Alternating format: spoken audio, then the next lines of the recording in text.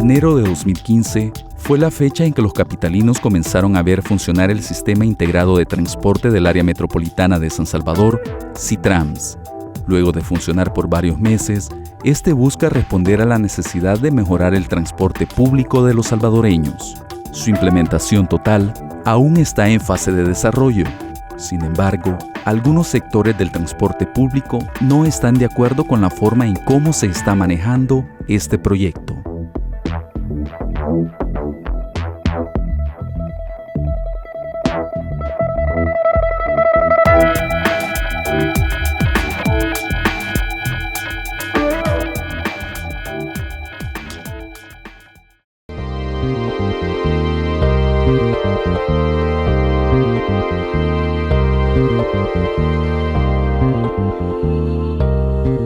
La construcción del SITRAMS dio inicio a principios de 2013.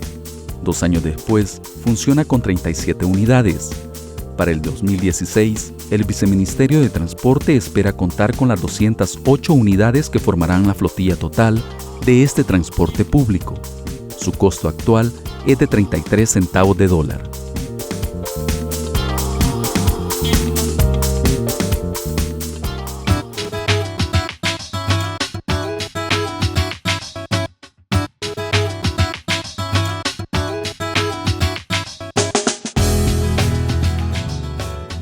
Para los usuarios del SITRAMS, esta nueva modalidad de transporte es vista de forma positiva, ya que aseguran llegar más rápido a sus destinos y sienten menos problemas de seguridad. La verdad que a mí me parece un muy buen proyecto. A mí me ha beneficiado bastante. Yo vengo más temprano a mi trabajo gracias a esto. Vivo en Soyapango, entonces sí se nota el beneficio. Pues la verdad, 13 centavos es lo que se está pagando de más, ¿ya? Pero a comparación de mi seguridad no tiene precio, ¿ya? Acá en los buses del SITRAMS ya es mucho más seguro. Uno ya puede sacar su teléfono sin ningún problema. Entonces antes se subía cualquier clase de gente, entonces acá son un poquito más exclusivos, muy bueno la verdad. Inclusive yo soy usuario, tengo mi carro particular, entonces sí, he dejado a un lado el carro porque me ahorro mucho más tiempo, inclusive en el bus. Ha cambiado totalmente la perspectiva que uno tenía del transporte colectivo hace ya un par de meses atrás. Prácticamente me tardo media hora, por lo que antes me tardaba ahora 15 minutos en el transporte normal. Inclusive en mi vehículo hago un poquito más de 1 hora, de aquí hasta Soyapango a esta hora. Me parece una muy buena opción por el tiempo que se tarda uno de aquí a Soyapango. Sin embargo, pues la espera a veces suele ser un poco molesta, ¿verdad? Por el hecho de que uno tiene que esperar mucho tiempo y para que venga el otro y para tomar un asiento e irse cómodamente. Se encuentra tráfico de aquí hasta la parada del MQ y luego pues ya de ahí ya no hay tráfico. Entonces el aproximado de tiempo que se tarda es de 40 minutos y eso pues lo hace mucho más fácil.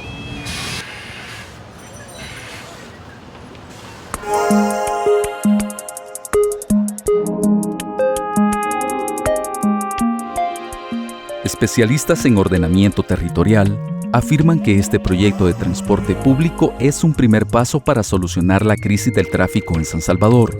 Sin embargo, falta mucho trabajo por hacer. Conocí la experiencia de Bogotá en su primer tramo. En ese momento, en la inauguración, yo conocí esa experiencia y créanme que no está nada alejada de lo que nosotros tenemos acá. De lo que se ha construido es de muy buena calidad, está funcionando muy bien y creo que le está resolviendo el problema a mucha gente que se transporta en buses, en este tipo de sistemas. Creo que sí lo está resolviendo el tener un carril preferencial para los que se movilizan en la ciudad, que son la mayoría. Pues ellos deben de tener ese carril preferencial y no los otros. Si este es un sistema que lo que pretende es ir desincentivando a los que nos movemos en vehículos a optar por este otro sistema en el futuro. Porque ese es el ideal, pues, dentro de las políticas de movilidad, que los que nos transportamos en vehículos dejemos de generar tanta contaminación al aire, tanta contaminación en la ciudad por el ruido y la congestión que generamos a un sistema de transporte como este. No, el proyecto del Citran responde a una necesidad vital de la ciudad de poseer un sistema moderno, limpio y con las condiciones necesarias para que sea cómodo y accesible a la población. Es parte, digamos, de una visión de ciudad que se quiere al futuro y es parte de los esfuerzos por tratar de ordenar, digamos, el sistema de transporte público. Tal vez lo que pasa con el sistema que se está implementando es que se ha hecho una parte muy pequeña del mismo, entonces por sí misma no logra, digamos, tener esa capacidad, digamos, de darle cabida a todo el tramo o el tramo grande, digamos, que estaba pensado. Probablemente a futuro esto va a cambiar, seguramente será así.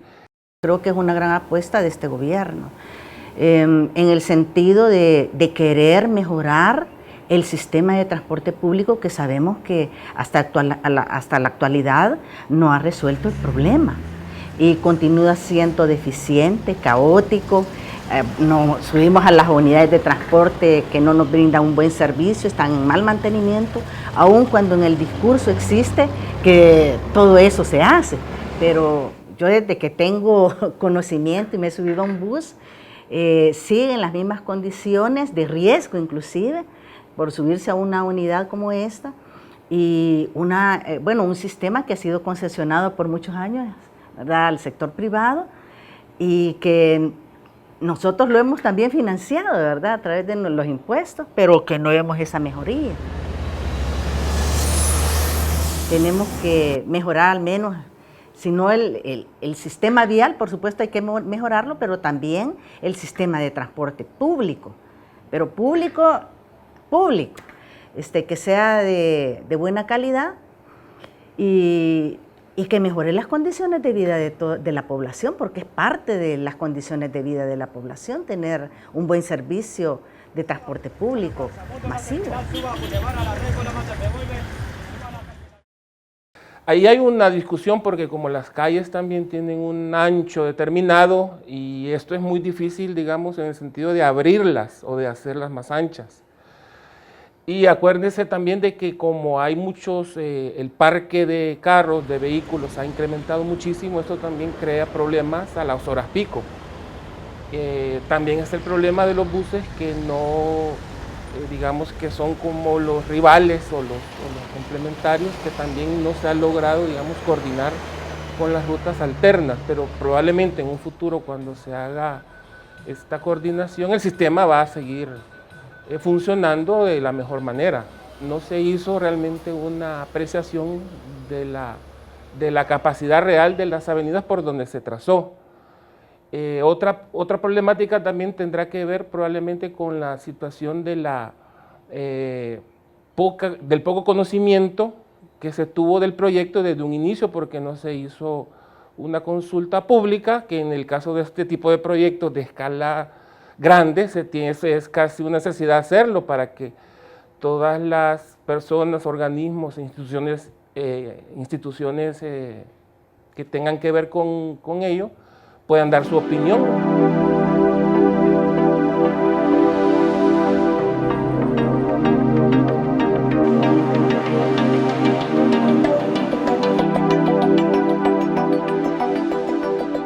Para ser un motorista Citran, la primera capacitación que nos dan es la conducción segura de lo que es el bus. ¿Verdad? Eso es una. La otra es la capacitación con las personas que usted va a llevar, los usuarios del transporte. Cómo se va a dirigir con las personas, orientarlas en ciertas cosas, no en todas porque no se puede ir platicando, pero una que otra palabra le puede dar de información. Uno a través de del servicio que va dando, se va sintiendo satisfecho de que lleva con una gran seguridad a las personas. Cambia totalmente lo que usted recibía en el transporte como usuario en el transporte anterior. Usted lo ve, lo vive y le da un servicio a la gente que nunca se imaginó que iba a existir en este país. Lo que tenemos de contratiempo a veces son las manifestaciones que se dan. Esos son los contratiempos que se dan en la vía, accidentes viales, que a veces los vehículos se atraviesan en el sistema segregado, y el congestionamiento que se hace aquí en El Salvador del Mundo, en la Constitución. Regularmente y por lo normal siempre son 35 minutos de ida y 35 de venida. Eso es lo que normalmente lo hacemos. Cuando viene muy lleno el bus, digamos en El Salvador del Mundo se llenó, ¿ve? Tienen la opción de pasarse al articulado en MQ para poder venir más desahogados. Y ese es otro beneficio que Citran pues les da a ellos.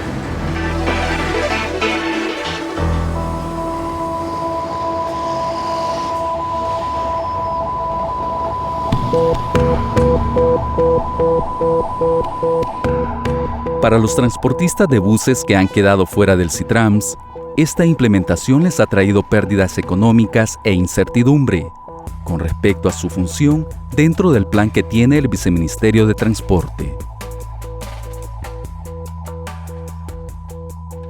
Nosotros estamos conscientes, porque no estamos en contra de la modernización, estamos en contra de la forma en que está haciendo el gobierno, en la forma atropellada, en la forma ilegal, inconstitucional que se ha planteado el proyecto. El estudio ya establece cómo debe de ejecutarse, habla que debe ser sobre la primera calle poniente la subida y la bajada sobre la tercera calle poniente, y sin embargo nos arruinaron la arteria que teníamos de mayor facilidad para evacuar el tráfico privado. Si hubiéramos dejado la Juan Pablo, no tuviéramos tal vez la cantidad de tráfico que tenemos en este momento. O sea, porque la Juan Pablo hubiera servido como una ruta de evacuación. Si hubiera tomado la primera calle y la tercera, o sea, y ahí el daño hubiera sido mucho mejor.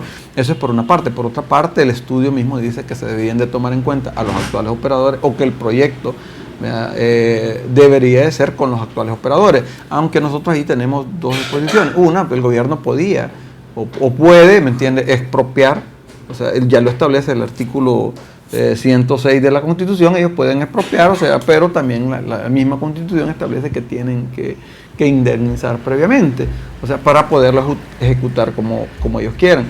Otro problema que tenemos es que no sabemos realmente quiénes son los dueños, porque se le ha pedido información al viceministerio que diga a quién le ha dado los contratos de concesión, y resulta que no le ha dado, no se ha firmado con nadie, o al menos esa es la explicación que le da. En otra veíamos también el tema de la infraestructura, que para nosotros era un poco inviable crear corredores exclusivos, ¿verdad?, donde se iba a perjudicar una gran cantidad de transporte colectivo, e igual manera el transporte privado, ya que eso tendría que pasar a utilizar arterias, nuevas arterias, ¿verdad?, que podría congestionar más el tráfico, ya que el eliminar carriles a los bulevares, como era el caso del Boulevard del Ejército, implicaría colapsar el tráfico, ¿verdad?, particular, ya que es una zona donde se transita alrededor de 50.000 vehículos particulares, ¿verdad?, que el triple de lo que es el transporte colectivo. Eso lo veíamos nosotros como uno de los obstáculos. Hemos tenido unas explicaciones muy vagas, donde dice el viceministro que en un reglamento ya él le faculta, ¿me entiendes? El problema es que el 120 de la Constitución es bien claro que tiene que licitar, y la forma en que debe de hacerlo. Sin embargo, no está siguiendo ese proceso. Hay varios temas que nos han perjudicado. Desde el inicio del proyecto se perjudicó en el tema del incremento del combustible. Se incrementó casi el 10% del costo del combustible. También en el plan operativo perjudicó también, ¿verdad?, porque las unidades que andaban alrededor de unos 8 o 7 viajes, reducieron a veces hasta 2 viajes menos, ¿vea? Eso vino a impactar en la economía de las empresas. Además del costo económico que implica el alto combustible, el tiempo adicional que tiene que estar por culpa de la afección. O sea, no es solo el hecho de que los 21,000 pasajeros, el hecho que también los han, ¿cómo se llama? Los están haciendo gastar más. Porque ellos los hacen pasar en el tráfico y ellos andan tranquilos. A nosotros la delincuencia nos afecta, nos extorsionan, nos asaltan, mientras el Citran es cuidado por 400. Hasta el ejército ya les dieron hasta chalecos, cascos y todo para proteger una empresa privada. Nunca lo habíamos visto en toda la historia.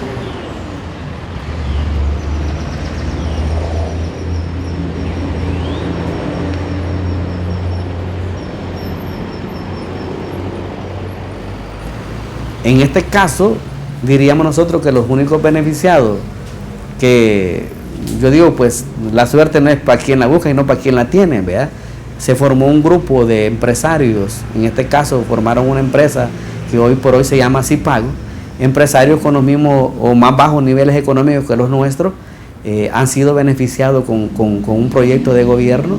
Inclusive el gobierno ha comprometido una deuda soberana del pueblo salvadoreño para construir y malversar 45 millones de dólares en 6 kilómetros, que es caso que debería estar un poco más atento a la ciudadanía. Es como que en 6 kilómetros se han invertido más de 45 millones de dólares, algo que a nosotros nos parece exagerado, ¿verdad? Pero bien, estos compañeros, algunos empresarios, algunos otros no empresarios, pues han tenido la oportunidad que grupos de personas con mucho poder económico les han financiado para poder comprar 37 unidades, ¿verdad? Y el Estado los benefició con 6 kilómetros, con un sistema de carretera, digamos, exclusiva, ¿verdad? Con una exclusividad, premiándolos con una tarifa mucho mayor que la que tenemos los actuales operadores, evitándoles tráfico, dándoles seguridad, tanto de la policía, de la Fuerza Armada, ¿verdad? Hasta este momento quizás diríamos que 6 kilómetros es una tarifa bastante buena, ¿verdad? Sin tráfico, sin problema, bajan los costos exageradamente, ¿verdad? Ha sido la única beneficiada, ha sido Cipago Sur.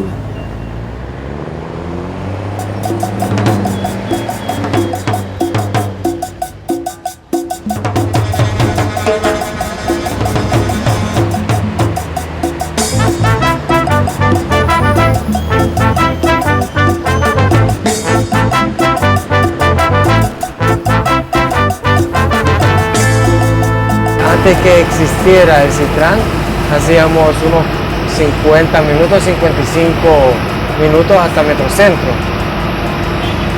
Pero hoy, por lo general, por el Citran se hacen hora 10, hora 20. Ha incrementado un 35% más del horario. Hay que tener tolerancia y paciencia a la vez, de lo contrario, no salís de nada. Y de todos los días.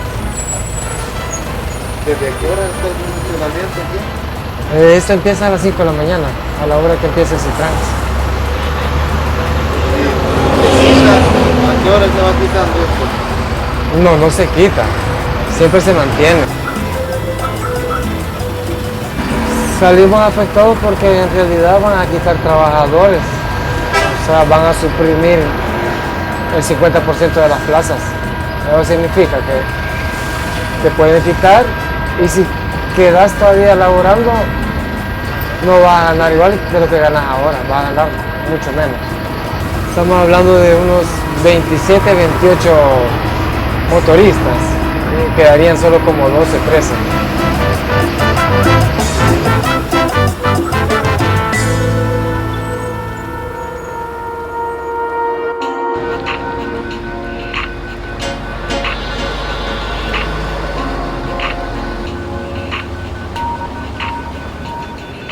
Luego de una inversión de aproximadamente 65 millones de dólares, el Viceministerio de Transporte afirma que la etapa actual del Citrams es temporal y que a largo plazo disminuirá la contaminación de la ciudad y descongestionará el tráfico del oriente de la capital. Para la población salvadoreña, lo ideal sería que tanto el Citrams como los demás buses del transporte público logren armonizar sus rutas y modernizar sus unidades para que viajar en bus sea una experiencia placentera y no de temor e inseguridad.